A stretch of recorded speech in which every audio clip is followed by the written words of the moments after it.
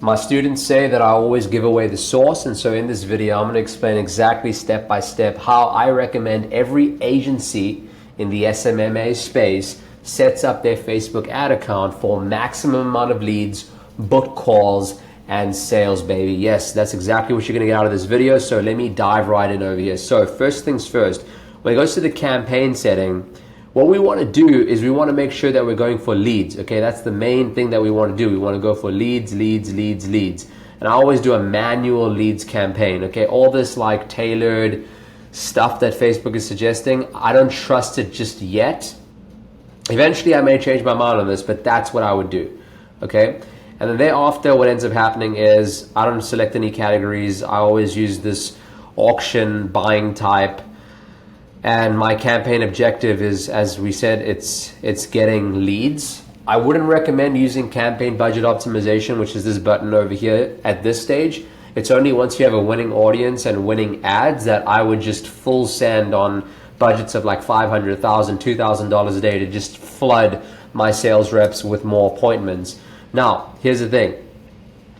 Let's go into an existing campaign that we have. What do the audiences actually look like? So this is a very early campaign. It's spending $50 a day per ad set over here.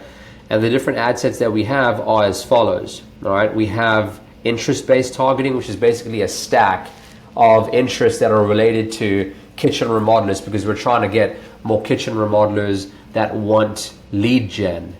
The next thing is what you would call a custom audience. Okay, this is an actual audience of straight up remodelers that was scraped off of Angie and House and Thumbtack and BBB and all these different places. And then you have a lookalike of that custom list, but then stacked with a lookalike of anyone that becomes a lead, that schedules, that engages with the page, that watches, 75% of the actual video. Okay, these are great audiences to test. You may also want to test a broad audience where basically at the ad set level, there's no targeting at all besides the age, language, and genders, and then location, right? This is what you would call like, detailed targeting, either through the interests or through the custom list or through the lookalike. So anyways, this is what's being ran.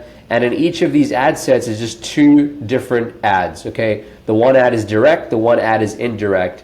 And it's really quite simple. A direct ad goes directly into the offer. Hey, I'm going to be able to get you this many remodels every single month, and it's through using the system that I developed. This is step 1, this is step 2, this is step 3. These are all the contractors that I've worked with. I could do the same for you. Just tap the link below, fill out my quiz, and then we can work together, right? It's a very, very direct type of ad. An indirect ad goes more into the pain points and the issues that the prospect might be facing, like, isn't it frustrating having to knock doors in order to get more jobs? And that's like trading time for money, where you knock X amount of doors and you'll get X amount of jobs, but some days you get no jobs, and some days your reps get burnt out and they don't want to work for you anymore, and maybe they're looking at the competition, and what they really want is a fresh supply of inbound warm hot leads that they can actually close down. So that's a more of an indirect ad. And at this stage, this ad account, what's happening is that the actual audiences are still being tested. You can see all of them are getting leads. 37 bucks over here. This is pretty good. And eventually we're going to see what the actual winner is. I mean, so far this is winning big time. And so if we ever do want to go ahead and increase the budget on this, it's simple. You can just select that. You can go to the budget. I never ever recommend increasing budget by more than 25% at a time.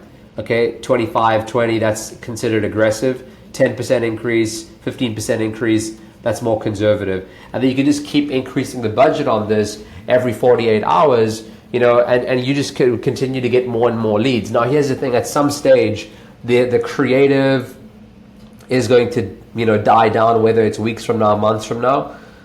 And there's a lot of my videos over here where I actually do explain how to get more longevity out of creatives, but alas, you will want to test more creatives with this audience. And over time, what you'll find is that, like, man, I've got like 5, 6, 7, 8 creatives that have done really, really well with this one audience. And what I can do now is I can scale it, right? What I can do is actually launch ad sets that are at like $200-300 a day, and they will continue to produce leads within KPI for me. So this is the basic setup that I recommend going through. Let me just go in here for a sec and say as well that, you know, in the beginning when you are running ads, I do recommend optimizing for the lead or the submit application event rather than the schedule. The reason being that whenever you start running ads, or whenever you're running ads to a new audience or to new creatives, you have one problem, and that's a lead quantity issue, right?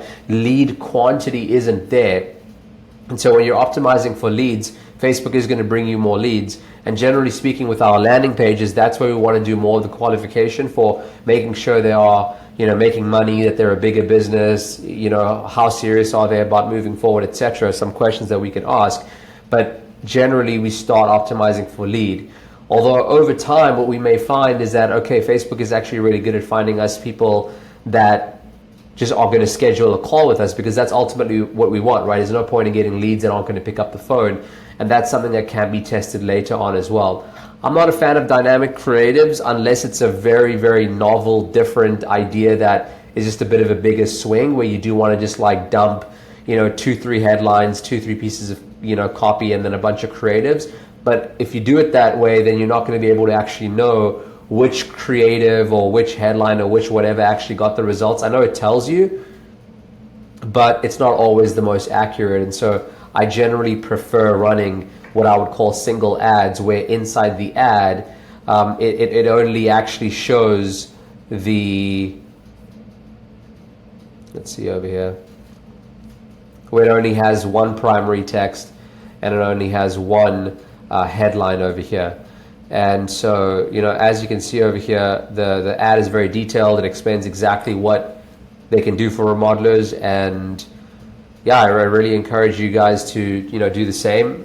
If you do want to chat with me, every single week I have a free community call in my school community, and there's a bunch of people in here asking questions about their ads and client acquisition, and all the information over here is top tier.